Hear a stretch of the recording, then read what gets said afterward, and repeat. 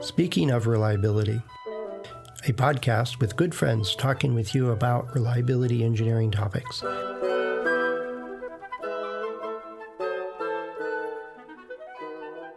Welcome to Speaking of Reliability. This is Fred Schenkelberg. And this is Dianna. Hey, Dianna, good talking to you again. Yeah. Hey, have you built a team? I think you mentioned something when we were chatting. It says, have you ever been a manager? I'm like, yeah, one time and never again. Yeah, I asked you about your experiences. Yeah. But I have lost track of how many teams I've been a part of or led or created, and which I find to be very different than being a manager. Manager is I've got a department, I got a budget, I have to do annual this, I got to track vacation time, I got to, make sure everybody is doing what they're supposed to be doing and double checking and then some leadership stuff and all these other things. Yet I find it might be just me that I'm way more effective when it's, all right, here's a problem, or here's something that we want to get done, or it's an opportunity to improve the culture around reliability or to whatever the task is. And then go, oh, I need to talk to Dianna and I need to get Enrico over here and I need to get, Chris on board, because they each bring certain talents and skills and insights to go solve this problem or to get this project going or do whatever.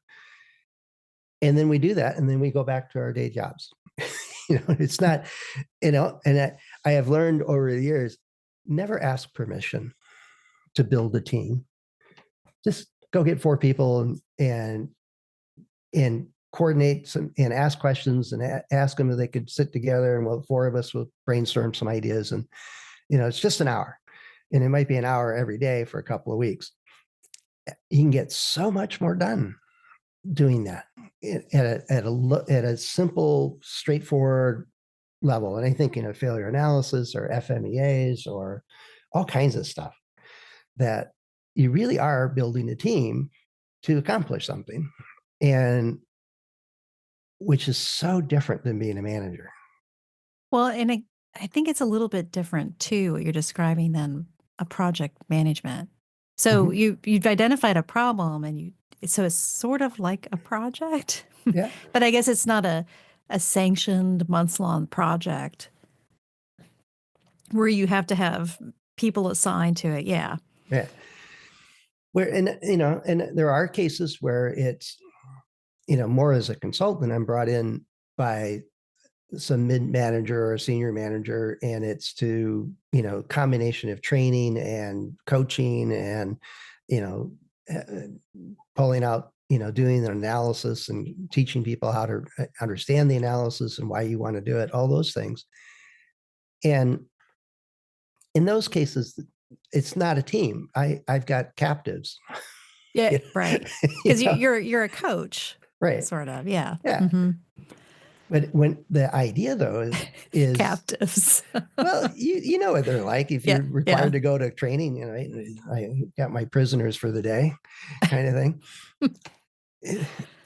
But the idea is that in those cases where, and I see it often with a reliability engineer within an organization, is they could choose to do almost all the activity for reliability themselves.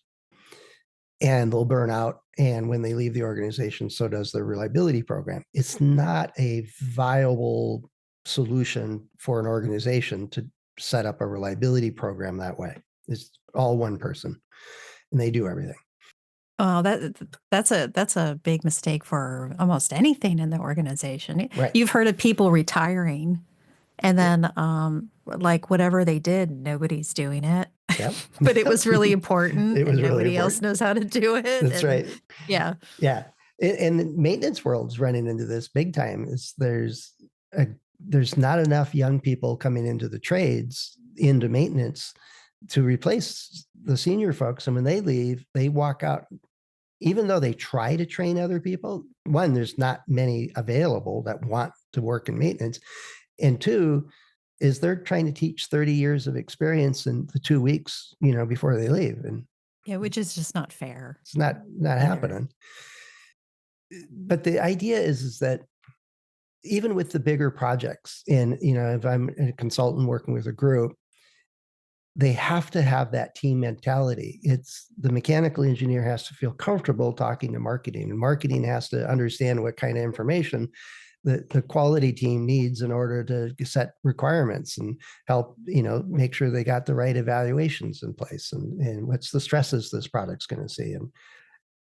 And left to their own devices, many organizations will have formal or informal chains of communications. Yet I find that creating this attitude that we're all in this together, and we're trying, all of us are trying to create a reliable product.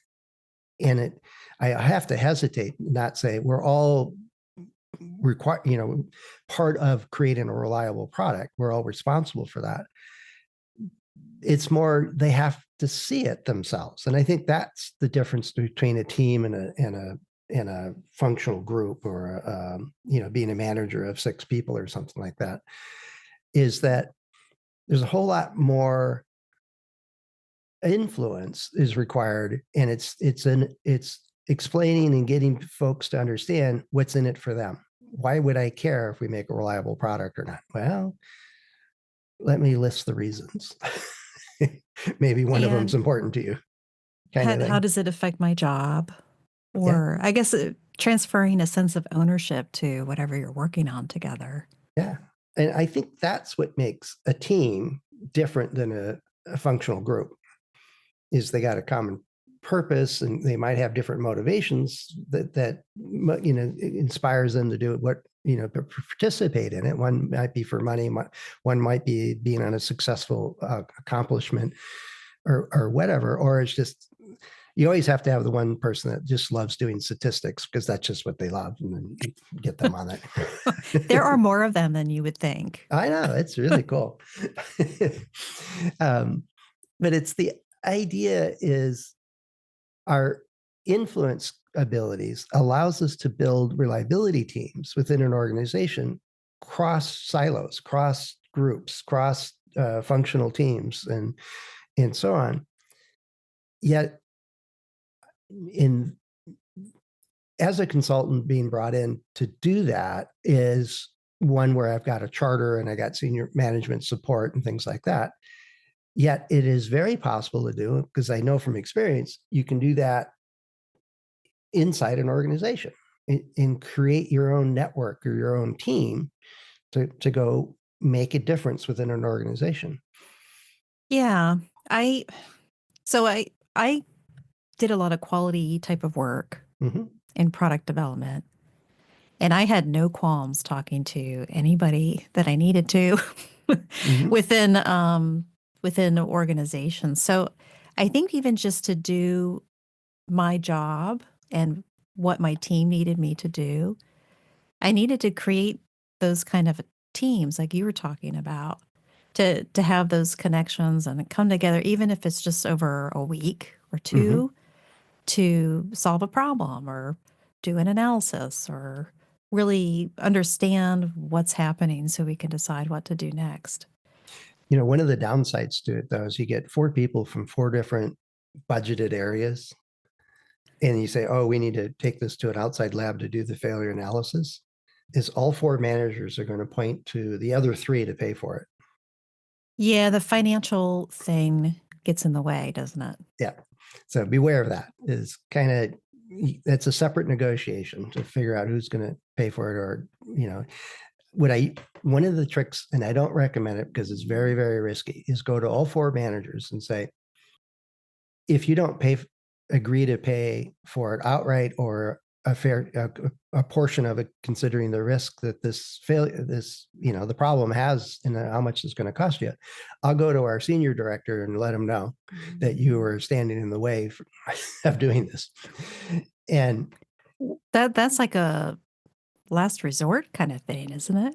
oh no, it happened almost every time. And they finally learned that, oh, this makes sense. We got to do it. You have to have your business case in place. We're not doing Yeah. failure analysis just for fun. We're not going to go spend $100,000 just for fun. No, we want to actually solve this problem. We need to know what this white moldy stuff is growing on the inside of our, component.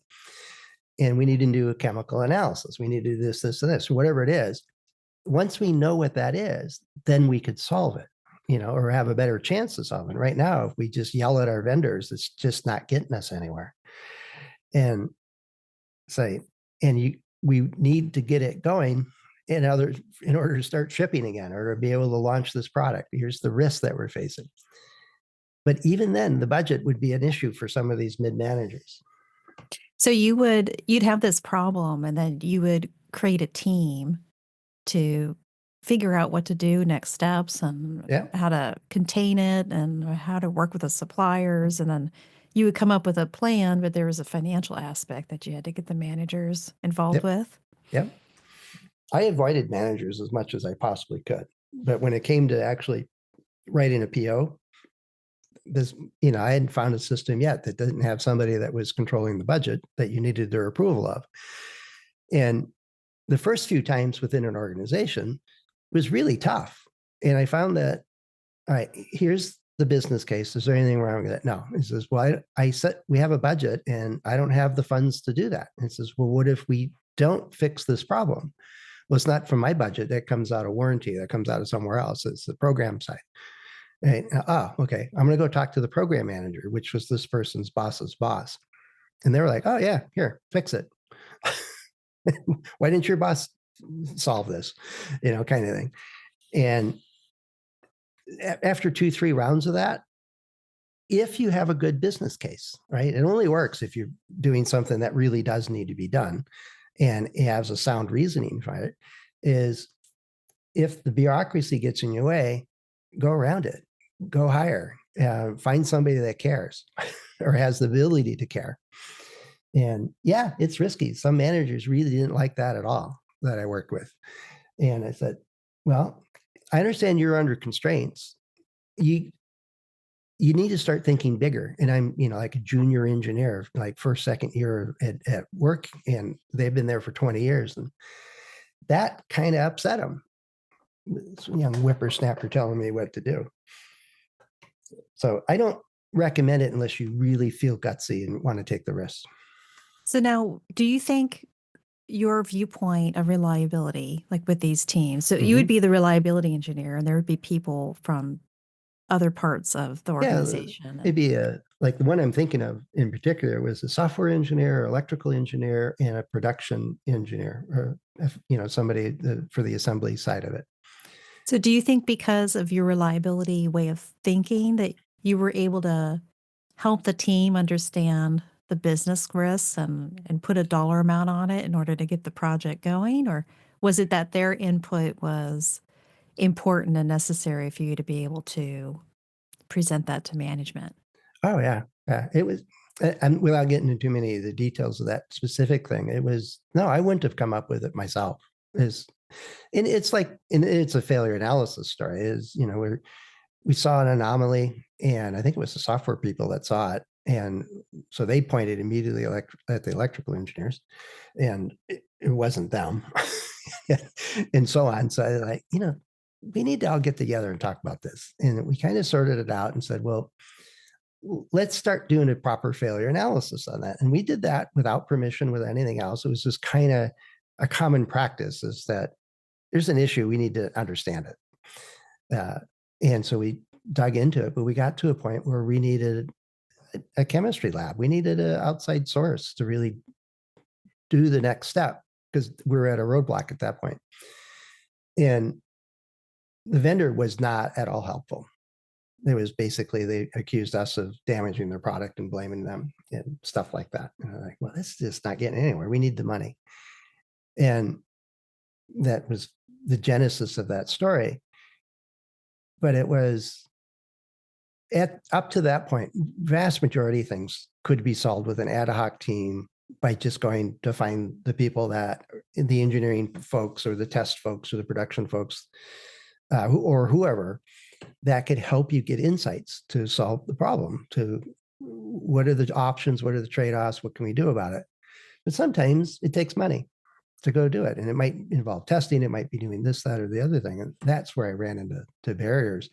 But it was the input for these other folks in the team that we very quickly, all of us realized that this was a significant problem that was going to create like a 2-3% field problem unless we solved it, or a higher failure rate or yield rate at production.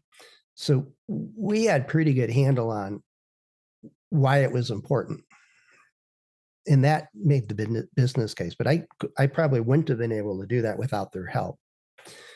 And as part of the culture was that you needed to have a reason to go investigate something, you'd spend time on it.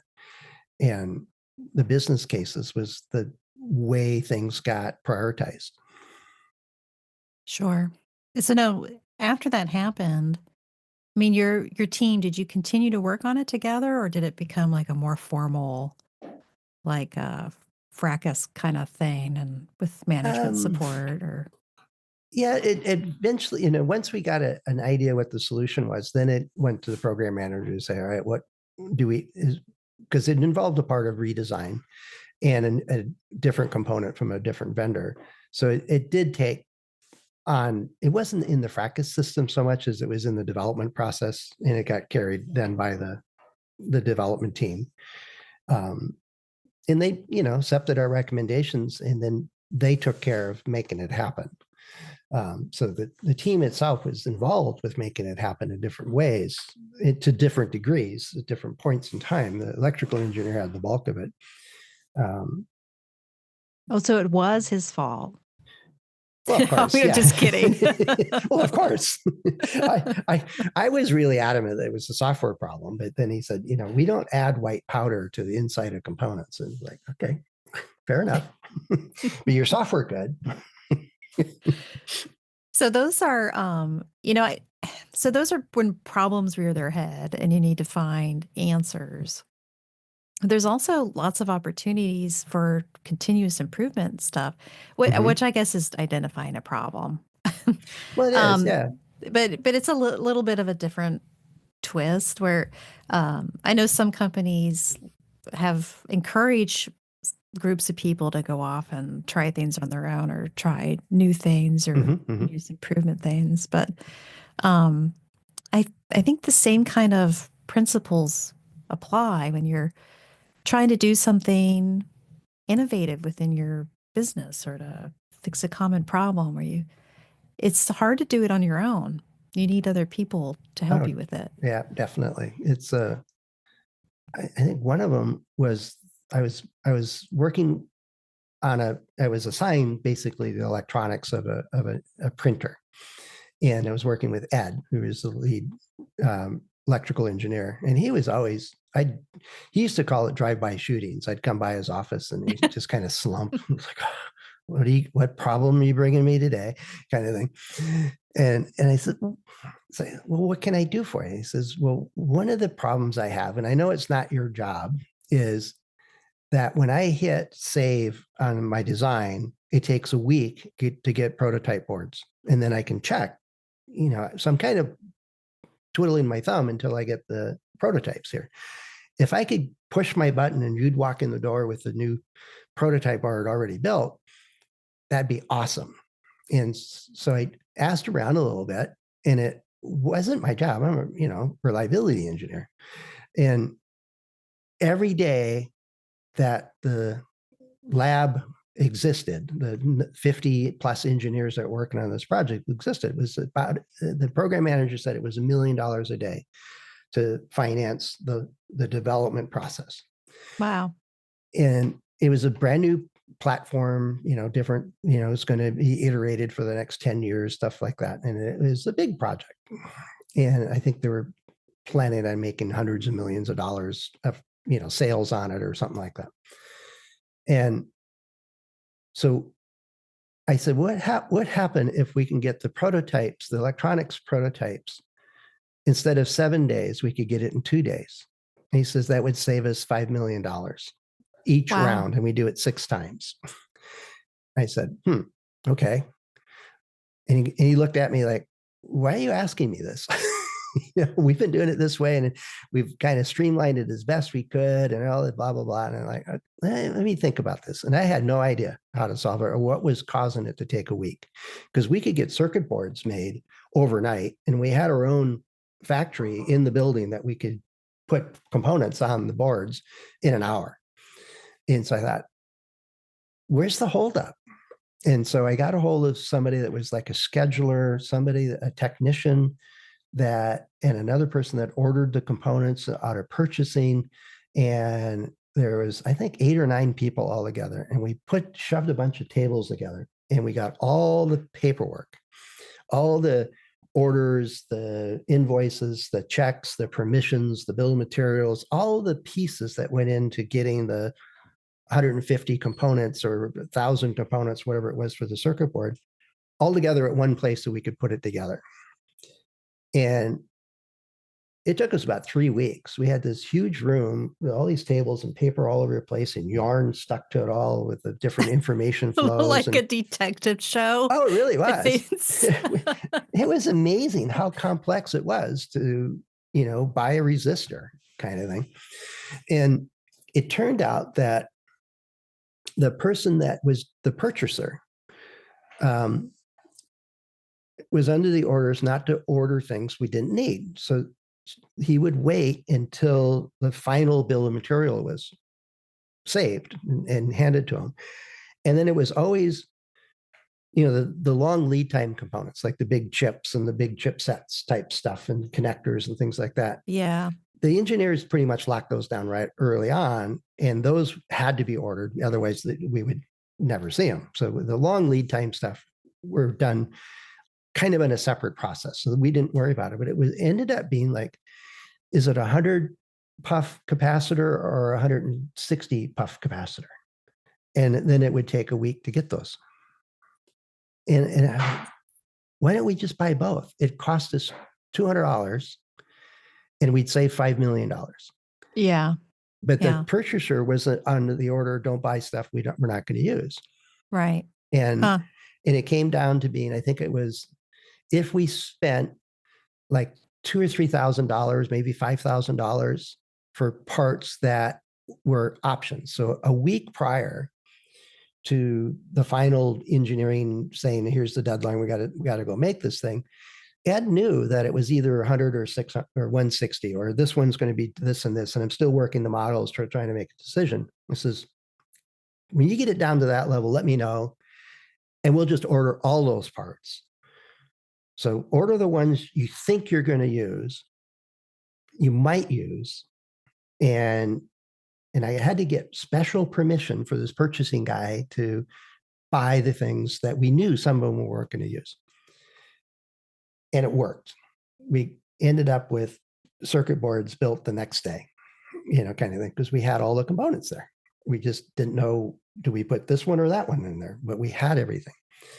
And so you needed all those people to really show the big picture and to connect the dots, because the purchaser guy was doing his job. His job. And what they asked him to do is not to buy unnecessary things, which, makes sense. Yeah. You don't want to buy a bunch of stuff you don't need, but it didn't have the context of where else it was going with the lab, that it cost them millions of dollars a day to keep it open. So if you hadn't got that group together, that probably wouldn't have come to light. Oh, no, I don't. And nobody in the team, especially me, understood just how many steps there were to build a prototype. Once you had a design, just to build it, get all the bits and bobs and get it. And it was mind-boggling is how many steps there were and how many pieces of information had to transfer and be there at the right time. And that person had to be there. Somebody was on vacation, it would be another delay until they found somebody else to do it. It was amazing how many steps there were. So the simplest thing was just order a couple extra parts and, give the designer the luxury of extra time to go figure out which one they wanted, but not inadvertently delay the ability to build it. And so we took out that one piece, and there were like 15 or 16 other things that we ended up reporting out, and the various people on the team says, well, why did we do this? And then we made collectively, the team made probably 15 different changes to the process that was That's what I was going to beneficial. ask. Yeah, did other people see problems with their own interfaces Mm-hmm. and make changes? And it sounds like they did. Yeah. And so it was a very, very successful project. And Ed still complained whenever I showed up. So it didn't really achieve what I was looking for, but he got his prototypes faster. Well, that's another root cause, Fred. Yeah, no, and I think I needed a team of psychiatrists for that one. But there is a reliability lesson in here too. Even with these business systems and processes, it's the interface point Mm-hmm. that can cause the failures and the problems. Just like, we think of with reliability, it's that interaction and those interfaces. Mm-hmm. But you need the other people to figure it out. You can't do it on your own. Yeah. And it's fun. And it's one of those things that when you have a success like that, and it was all ad hoc, it was not sanctioned by anybody, anything. It was kind of when we had time, we kind of noodled on it and tracked down all these different bits and pieces for this puzzle. But then that team was like, what are we working on next? We're like, I don't know.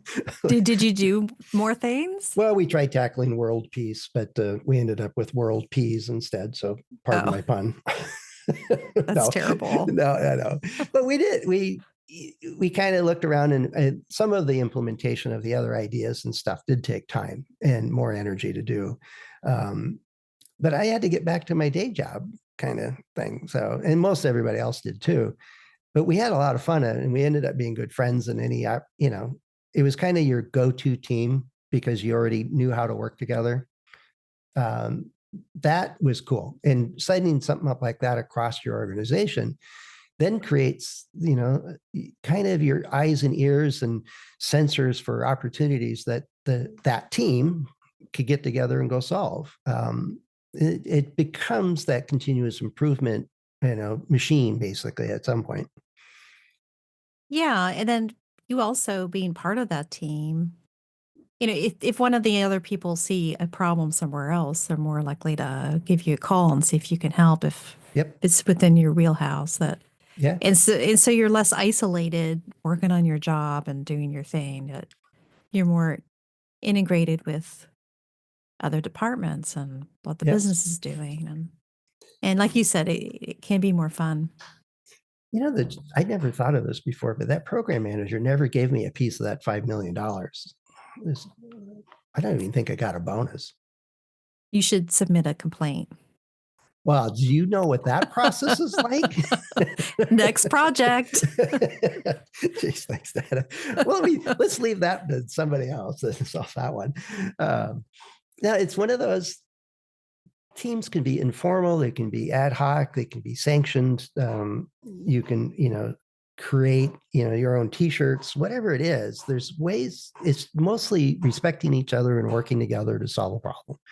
And I find that, or making improvements that makes work so much more fun in my mind. And I think that's part of why I really enjoyed reliability engineering, because there's no way we could do it individually. So it was always required to work with other folks and tap into their insights and capabilities to make it work. But, if you're listening to this, do you work that way? Do you go build teams to informally or formally to go solve, whether it's failure analysis or a bureaucratic problem or a customer complaint or whatever it is? How broad is your reach to build a team ad hoc and to make that happen? Or what kind of barriers are you running into? I think either of those success stories or barriers to working that way would be great to know. Yeah. And you can do that over at ascendoreliability.com/go/SOR. A couple of ways to get in touch with that. Dianna and I are both available, as well as the other hosts of the show, through LinkedIn or our about pages on Ascendo. So plenty of ways for you to get in touch. We haven't gotten all that many comments in the last week. We might have to build a team to go sort out that problem. Oh, boy, who would be on that team? I don't know. We have to get some listeners. So if you'd like to be on a team to figure out how to get more engagement on the show, let us know. If you have ideas. Yeah, no, that'd be awesome. You might even get a t-shirt. or a hat or something. I don't What? know. There's t-shirts and hats? Donuts. That's what would always work for me. Just get a box of donuts. As engineers work for food, you know. Well, real quick, did I tell you the April Fool's joke I did on one of our teams? Mm-mm. I was hosting a special meeting, so I got a Dunkin' Donuts box and I said, "Help yourselves." And they opened it and it was full of vegetables. Did you at But least have a good dip with it? but you know what? They liked it more. They're like, "Oh, this is great." Score. But I followed up. I had the real box of donuts, hidden somewhere, but they didn't want them. They ate No, up all the vegetables. So all I had a really right. healthy team. Jeez. They Can't were ask. clear thinkers. There are. Can't think. You can't ask for more than that. That's cool. Yeah, that might be a whole nother episode. Team motivators. Kind of things. Yeah, vegetables in a donut box. Try it. Yeah, you heard it here. Great idea, Diana. We'll talk to you later. Okay. Bye, Fred. Bye-bye. Thanks for listening to Speaking of Reliability. We invite you to join the conversation. If you have a question or a topic that you think we should discuss in a future show, please let us know. You can find a comment box below the episode show notes, or just leave a note as part of a review on iTunes.